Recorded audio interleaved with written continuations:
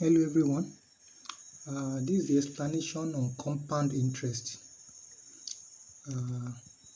We say an investment is compound whenever the principal sum changes value during the period of investment. Supposing that you have a principal sum of 15,000 naira, you want to invest it for 3 years at 10% per annum. So at 10% means that you want to collect 10% of that money every year, at the end of every year. So the principal is 15,000 naira, the total number of years is 3, and the annual percentage rate, every year 10%.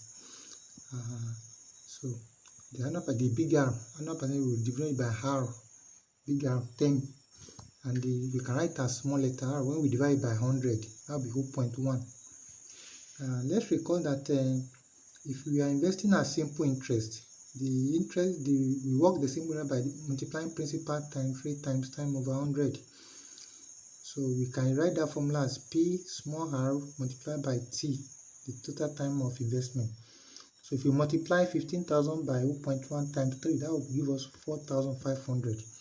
So 4,500 will be the interest, and the amount, the maturity value at simple interest will be principal plus interest, and that's A equals to P plus I.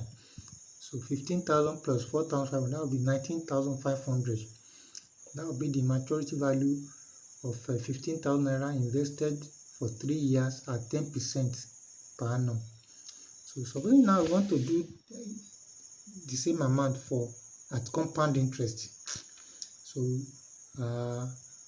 what will happen is that we'll be given a compounding period.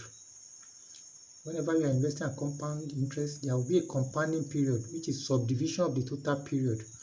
So supposing we are compounding these 3 years investment annually, so meaning that 15,000 naira invested for 3 years at 10% per annum, compounding at the end of each year.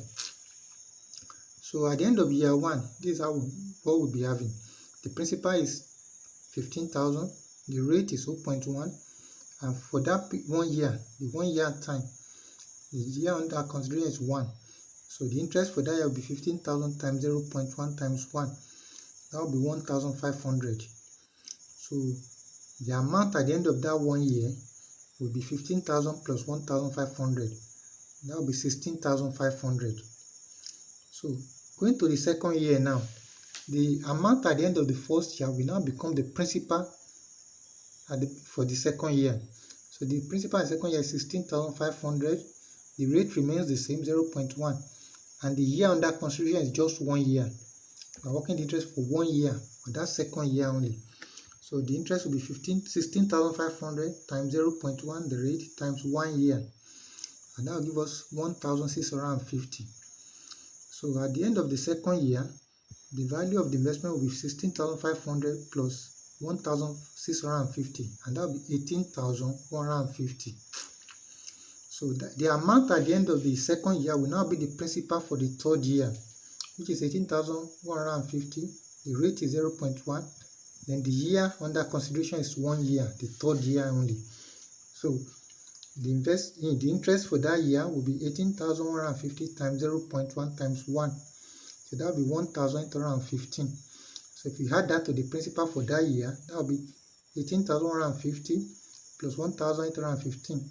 That will be 19,000 naira, 965. So that will be the maturity value at the end of the third year. So the compound interest now, you can work it out by subtracting the principal from the amount. So the amount we started with was 15,000. So we take that away from 19,965. So what we'll be having is 4,965 naira. So we can compare that with what we have with simple interest. Simple interest for 3 years, we got 4,500, and for compound interest 4,965. So the compound interest is more by 465 naira.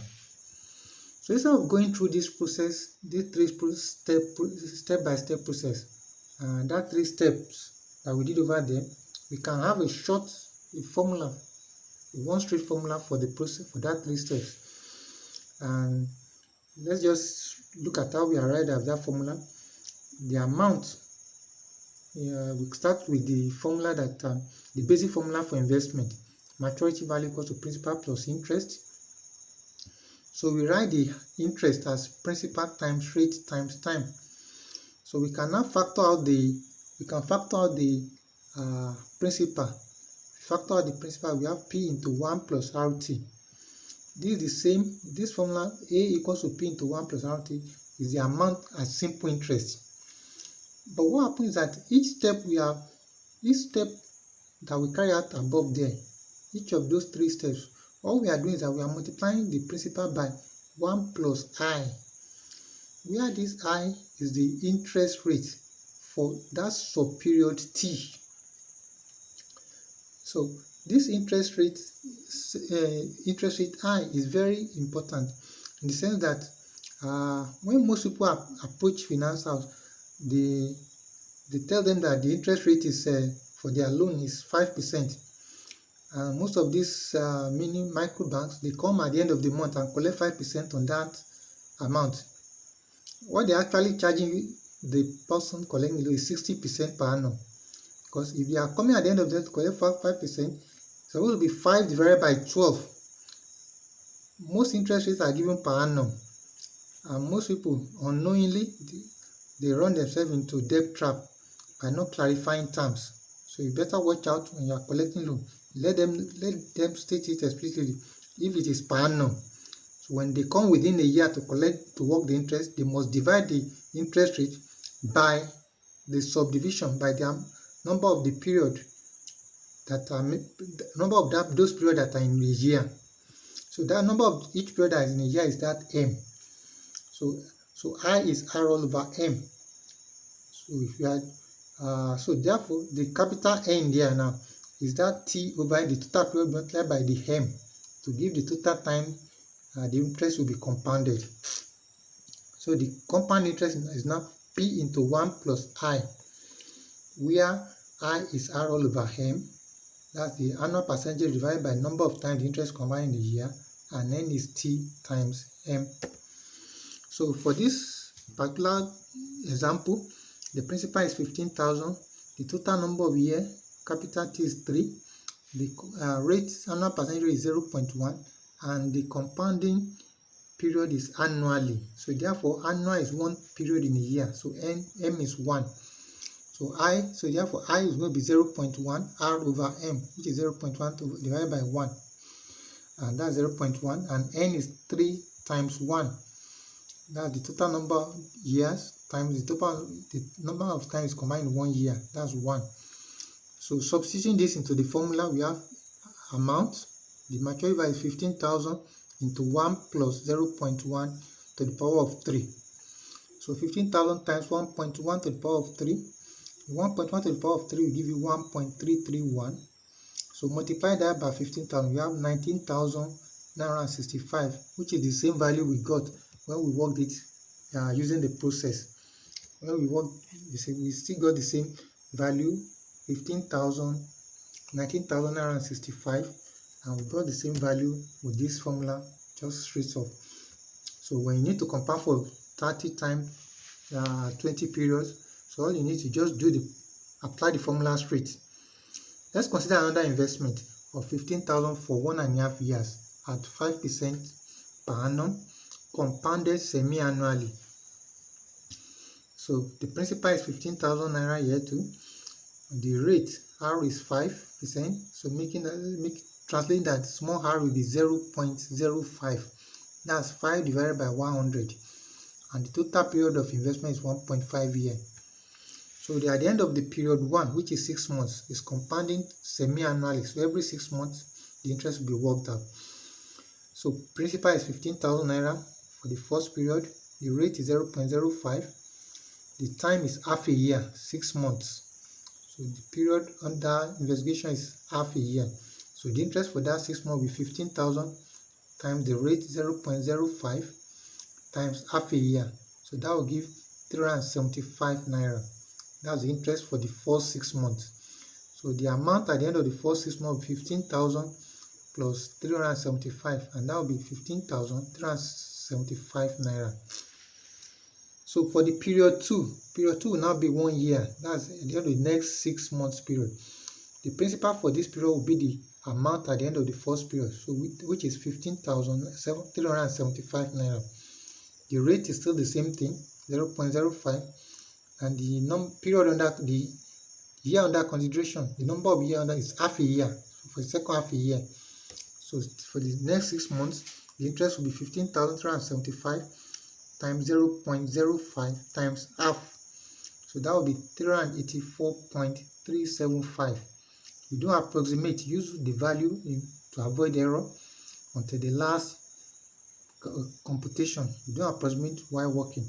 So the amount at the end of the second period will be 15,375 plus 384.375.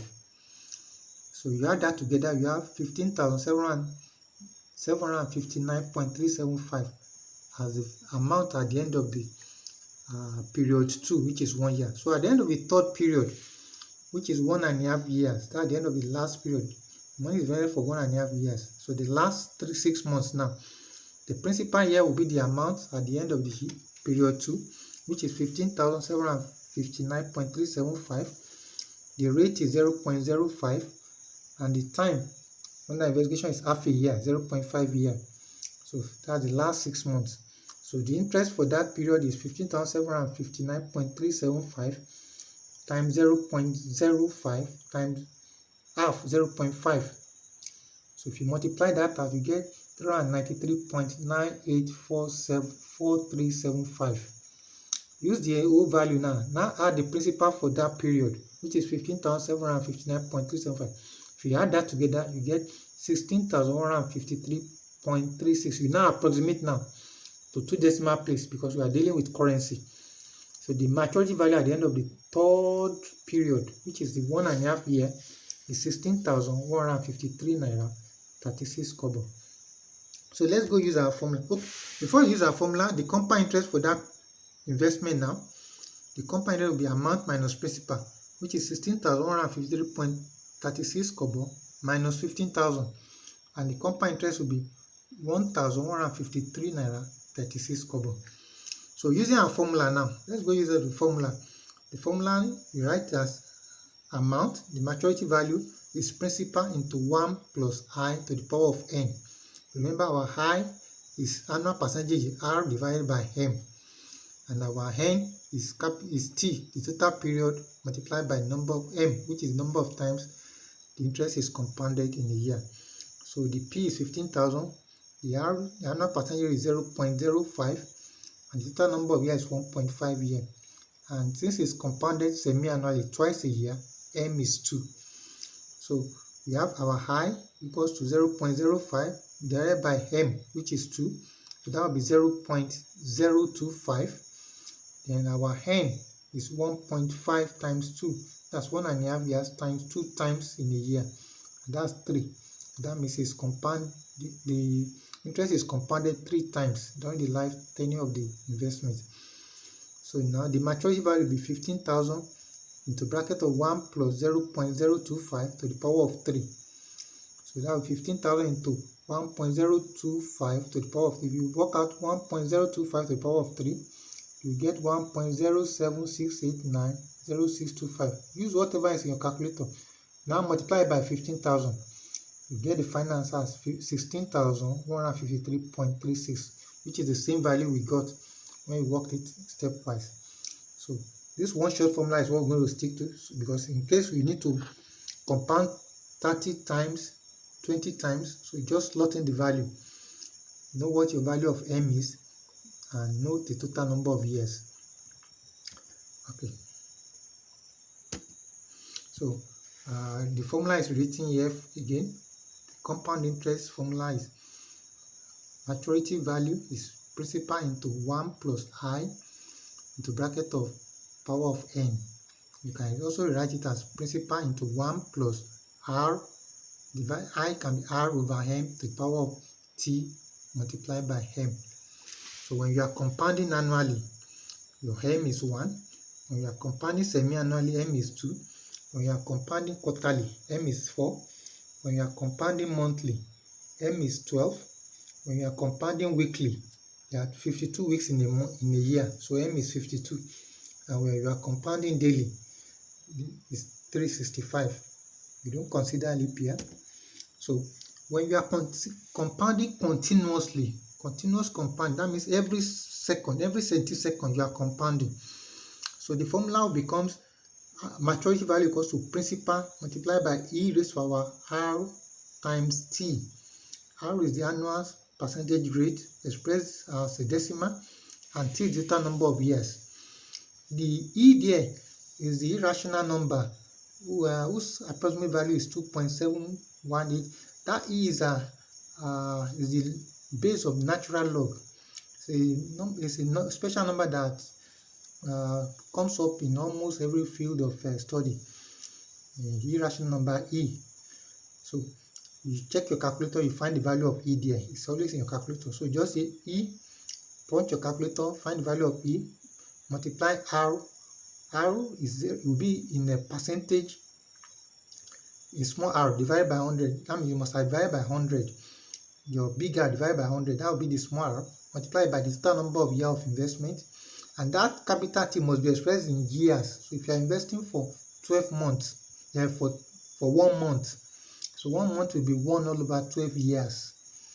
So that T must always be expressed in years, and R must be expressed in a percentage. It must be expressed in decimal form of the percentage. So you multiply that out, you multiply, raise it to the power of, you multiply by the principal. So the next thing now we'll be discussing is the effective interest rate. The effective rate is also referred to the annual percentage yield. So we want to know which investment, what's the actual yield on our investment, depending on the time it is being compounded. And the formula we use is just that part of the compound interest formula, 1 plus r over m to the power of m. So when we are compounding, when we are investing, what's the effect of the compounding period on the yield of our investment? So let's try this out. Look at this example. We have 20% per annum compounded monthly, or 20.2% per annum compounded quarterly. We want to which of these two investments is the better alternative. It will give a greater yield. So let's work out the annual percentage yield for 20% per annum compounded monthly. That will be 1 plus 20% will be 0.2. So 20 divided by 100 is 0.2. Because compounded monthly is divided by 12. Then to the power of 12. That means 0.2 divided by 12 will give you 0.167. Use over your calculator, add 1 to it, then raise it to the power of 12. You have 1.219391. The whole number 1 there stands for the principal, and the yield is the decimal in front. So the yield of 0.21939 multiplied by 100, you have 21.94%. So that will be the yield, the annual yield on that 20% per annum compounded monthly. So for the other investment of 20.2% compounded quarterly, you have the annual percentage will be 1 plus 0.202. That's 20.2 divided by 100. So 20.2 divided by 100 is 0.202 divided by 4, because it's compounded quarterly. Then everything to the power of 4. So if you work that out, 0.202 divided by 4 will give you 0.0505. So add 1 to that and raise it to the power of 4. You have 1.21782. So the whole number, the 1 there represents the principal, and the yield is the decimal in front. So we take away the 1. So we now multiply 0.21782 by 100 to have 21.78%. So the yield on 20.2% per annum compounded quarterly is 21.78. So you see that 20% compounded monthly has a greater yield than 20.2% compounded quarterly. So when you are investing and they give you the rate, you don't jump at the rate because it's higher. You need to ask, because most compounding period is always a matter of policy of the organization, and they are not often explicitly stated. So if you have probe further and ask them what is the compounding period of the investment. So if the compounding period is shorter, and the investment, the annual percentage rate is lower. So you may have a better investment, you may have better yield than the one that will give you a bigger annual percentage rate and a longer compounding period. So I think that's all. Thank you for watching.